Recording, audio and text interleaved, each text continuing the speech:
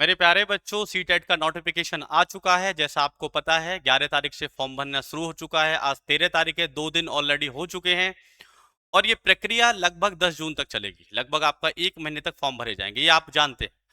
तो फॉर्म जो नोटिफिकेशन है हमारा वो 11 तारीख को आ गया था। 11 मई 2026 से आपके फॉर्म भरने स्टार्ट हो गए हैं। ये 10 जून 2026 तक आपके फॉर्म भरे जाएंगे। इस फॉर्म को आप जल्दी जल्दी भर दीजिए ताकि आपको आसानी हो अपनी तैयारी करने में, आप लेट लतीफ़ी ना करो। क्योंकि लास्ट के कुछ दिनों में आप फॉर्म भरने जाते हो तो कई बार सर्वर डाउन हो जाता है या और भी बहुत तरीके की प्रॉब्लम शुरू हो जाती है। अब आपका पेपर की डेट आप पता ही है आपको, 6 सितंबर को 2026 अनाउंस ऑलरेडी हो चुकी है। 6 सितंबर के अलावा नोटिफिकेशन में ये बात भी बताई गई है, अगर बच्चों की संख्या ज़्यादा है, स्टूडेंट्स ज़्यादा होते हैं, तो उस कंडीशन में पेपर 2 दिन भी कराया जा सकता है। यानी 6 सितंबर और 5 सितंबर 2026 को आपका पेपर भी कराया जा सकता है। 2 दिन आपका पेपर होगा। अगर इन दोनों दिन को देखा जाए तो काउंट करें तो आज से ज़्यादा दिन आपका बचा नहीं है। आज तारीख है 13 तारीख, 13 मई है आज। और 13 मई से अगर देखें तो 17 दिन इस महीने में हैं और इसके अलावा आपके 3 महीने और बचते हैं, यानी जून, जुलाई और अगस्त। यानी लास्ट के 4-5 दिन को तो आप बिल्कुल छोड़ ही दीजिए। तो सिंपल देखें, आपके पास मोटा मोटी 3.5 महीने का टाइम बचा हुआ है। अब 3.5 महीने में आप तैयारी को कैसे आयाम दोगे या किस तरीके से आगे लेकर जाओगे, इसके लिए मैं आपसे डिस्कशन करता हूं। तो सिंपल है, आपका पहले थोड़ा सा सिलेबस देख लेते हैं एक बार कि हमारा सिलेबस क्या है, क्या क्या चीज़ें हम सीटेट के अंदर पढ़ते हैं। उन चीज़ों पे पहले थोड़ा डिस्कशन करते हैं। तो सिलेबस में जो बच्चे पेपर 1 के हैं, क्योंकि सीटेट 2 लेवल पे पेपर कराता है आपको। एक आपका प्राइमरी लेवल होता है जो 1 से लेके 5 तक होता है, इसे हम पेपर 1 कहते हैं। पेपर 1 और आपका पेपर 2, दो पेपर हैं आपके, पेपर 1 और पेपर 2, दो पेपर हैं आपके। पेपर 1 में अगर बात करें तो कौन कौन सा सिलेबस होगा, आपको क्या क्या पढ़ना होगा, कितने नंबर के क्वेश्चंस आते हैं। जैसा आप जानते हैं कि 150 क्वेश्चन होते हैं, 150 क्वेश्चन होते हैं और 150 आपके नंबर होते हैं। 150 क्वेश्चन होंगे और आपके 150 ही नंबर होंगे। इसके अलावा क्या इसमें नेगेटिव मार्किंग होती है? तो नो नेगेटिव मार्किंग, कोई नेगेटिव मार्किंग नहीं है। यानी कि आप अगर चाहें तो 150 में से 150 क्वेश्चंस सॉल्व कर सकते हैं, और चाहे नहीं, आपको सॉल्व करने ही होंगे। क्योंकि अगर आप कम क्वेश्चन सॉल्व करते हैं तो आपको प्रॉब्लम हो सकती है, क्योंकि आप 100% नंबर नहीं ला सकते, क्योंकि ये नियम है। अगर नियम है तो आपको समझना है कि जितने ज्यादा क्वेश्चन आप अटेम्प्ट करोगे उतनी ही पॉसिबिलिटी आपकी आगे बढ़ जाएगी। तो 150 क्वेश्चन होंगे आपके पेपर 1 में और 150 ही आपके नंबर होंगे, और नेगेटिव मार्किंग का कॉन्सेप्ट यहाँ पर है नहीं। तो आपको सारे क्वेश्चन अटेम्प्ट करने हैं। अब 150 क्वेश्चन का कुछ फॉर्मेट यहाँ पे देख लेते हैं, किस तरीके से डिवीजन होता है नंबर्स का। तो यहाँ पे 30 नंबर के 5 डिपार्टमेंट होते हैं। 30 नंबर के 5 डिपार्टमेंट होंगे, यानी 5 सेक्शन होंगे, 5 आपके सब्जेक्ट होंगे, ऐसा कह सकते हैं आप। पहला आपको यहां रखना है, पेपर 1 में पहला सब्जेक्ट होगा आपका मैथमेटिक्स। पहला आपके मैथ के क्वेश्चन होंगे जिसमें 30 नंबर के क्वेश्चन आपके पूछे जाएंगे। इसके अलावा आपका एक सब्जेक्ट होगा CDP, child development and pedagogy, यहां से भी आपके 30 क्वेश्चन पूछे जाएंगे। तीसरा सेक्शन होगा आपका ईवीएस, इन्वायरमेंटल स्टडी, यहां से भी आपके 30 क्वेश्चन पूछे जाने हैं। इसके अलावा ये जो 30 नंबर के दो सेक्शन बाद के बचते हैं, यहाँ पे आपके दो सेक्शन होते हैं लैंग्वेज के। लैंग्वेज 1 यानी भाषा संख्या 1 प्रथम भाषा होती है, और ये आपका सेकंड लैंग्वेज होता है। सेकंड लैंग्वेज द्वितीय भाषा की बात करते हैं। अब आप उत्तर भारतीय हैं, तो उत्तर भारतीय होने के नाते आपकी दो ही भाषा अच्छी हो सकती हैं, या तो आप इंग्लिश में बहुत अच्छे होंगे या आप हिंदी में बहुत अच्छे होंगे। लेकिन कई विद्यार्थी इसमें कुछ और चेंज भी कर सकते हैं। तो अगर मैं पहली भाषा के रूप में देखूं तो यहाँ पे आप अपने अपने हिसाब से चूज कर सकते हैं। जैसे किसी की भाषा क्या होगी, हिंदी हो सकती है प्रथम भाषा, या किसी व्यक्ति की या किसी स्टूडेंट की यहाँ पर इंग्लिश हो सकती है।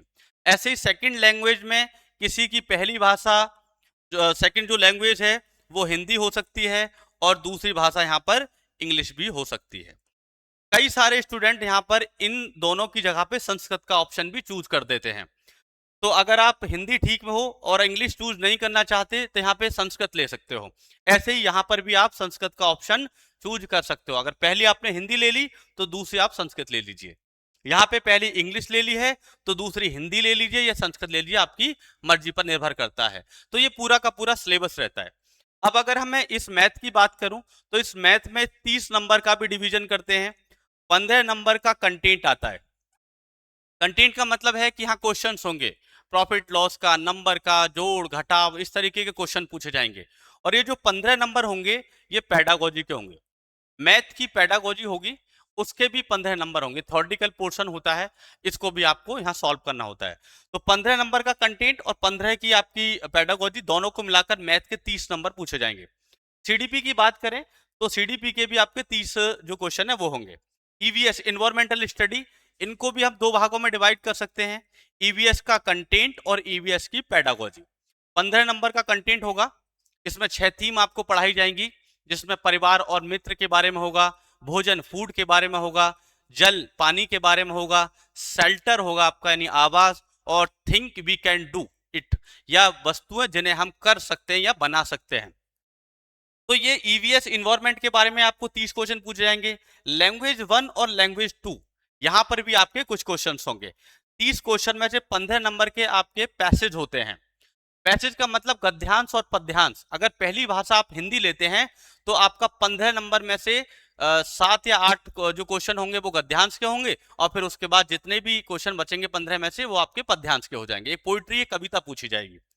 सेकंड लैंग्वेज जो पूछते हैं तो उसमें भी 30 क्वेश्चन होंगे, लेकिन सेकंड लैंग्वेज में पद्यांश नहीं होता है। अगर सेकंड लैंग्वेज में आप इंग्लिश लेते हो तो उसमें 2 गद्यांश होंगे, आर्टिकल्स होंगे, उससे ही क्वेश्चन आपको छांट के करने हैं। और 15 नंबर की यहाँ पर भी जो लैंग्वेज की पेडागोजी है वो पूछी जाएगी। तो इस तरीके से पेपर 1 का आपका पूरा ये सिलेबस कंप्लीट होता है। 150 क्वेश्चन का रहेगा और 150 क्वेश्चन में आपके 150 नंबर रहेंगे, कोई नेगेटिव मार्किंग नहीं रहेगी। जो यहाँ पर तैयारी करता है, जिसकी तैयारी हम कराते हैं, बच्चे 110, 120, 130 तक यहाँ नंबर लेकर आते हैं। क्योंकि अभी तक हमने जितने भी बैच चलाए हैं ऑनलाइन ऑफलाइन, 100% रिजल्ट रहा है। कोई भी कोचिंग इंस्टीट्यूट या कोई भी संस्थान आपसे ये नहीं कह सकता कि हमारे सारे बच्चे पास हो गए, लेकिन हम ये वादा करते हैं क्योंकि हमारे सारे बच्चे पास हुए हैं, हमारे पास रिकॉर्ड है। इसलिए आप आइएगा और इन सारी चीजों को यहाँ पे लायदा उठाइएगा। चलो हम पेपर नंबर 2 पे थोड़ा डिस्कशन कर लेते हैं।